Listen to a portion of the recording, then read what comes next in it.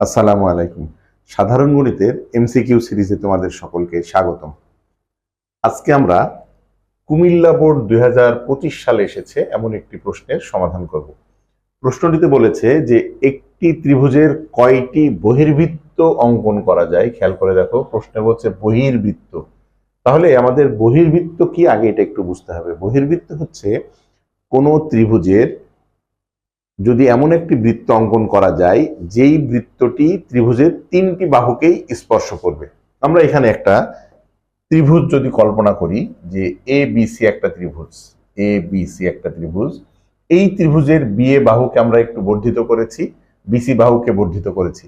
বর্ধিত করার ফলে এই বাহুর বর্ধিতাংশ এইটা, এই বাহুর বর্ধিতাংশ এইটা। এখন এইখানে যদি আমরা একটা বৃত্ত আঁকি, সেই বৃত্তটি যেন এই তিনটা বাহুকেই স্পর্শ করে। তাহলে আমরা একটু খেয়াল করে দেখি, আমরা যদি এখানে একটা এরকম বৃত্ত অঙ্কন করি, এই যে এখানে খেয়াল করে দেখো, তাহলে এই বৃত্তটা কিন্তু এই বিএ বাহুর বর্ধিতাংশকে এবং বিসি বাহুর বর্ধিতাংশ মানে একই বাহু, এই বাহু দুইটাকে এবং এই বাহু দুটাকে মানে তিনটা বাহুকেই স্পর্শ করেছে। তাহলে এইরকম কয়টি বহির্বৃত্ত আঁকা যাবে? এইরকম বহির্বৃত্ত আসলে কয়টি আঁকা যাবে আমরা যদি একটু খেয়াল করি।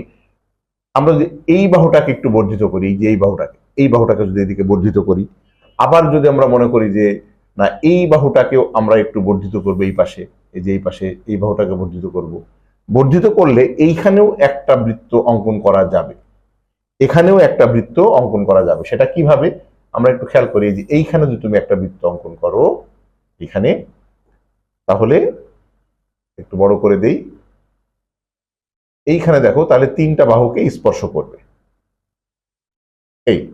এইটা তিনটা বাহুকে স্পর্শ করেছে। ঠিক একইভাবে যদি আমরা এই বাহুটাকে এবং এই বাহুটাকে বর্ধিত করি, তাহলে এইখানেও একটা বহির্বৃত্ত অঙ্কন করা যাবে। এখন অনেকেই ধারণা করে যে এইখানেও কি একটা বৃত্ত অঙ্কন করা যাবে কিনা।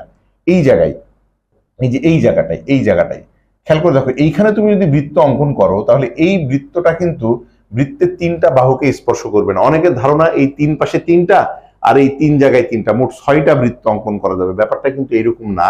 মানে ত্রিভুজের তিনটা বাহুকেই স্পর্শ করতে হবে। তাহলে তিনটা বাহুকে স্পর্শ করবে এইরকম বৃত্তের সংখ্যা হচ্ছে কয়টি হবে? তাহলে 3টি হবে, মোটেও 6টি নয়। তাহলে আশা করি তোমরা বহির্বৃত্ত নিয়ে আর কোনো প্রশ্ন থাকবে না। আশা করি তোমরা ভিডিওটি বুঝতে পেরেছো। ভিডিওটি যদি তোমাদের ভালো লেগে থাকে তাহলে আমাদের ইউটিউব চ্যানেল ও ফেসবুক পেজ প্রজন্ম পাঠশালার সঙ্গে থাকবে। আল্লাহ হাফেজ।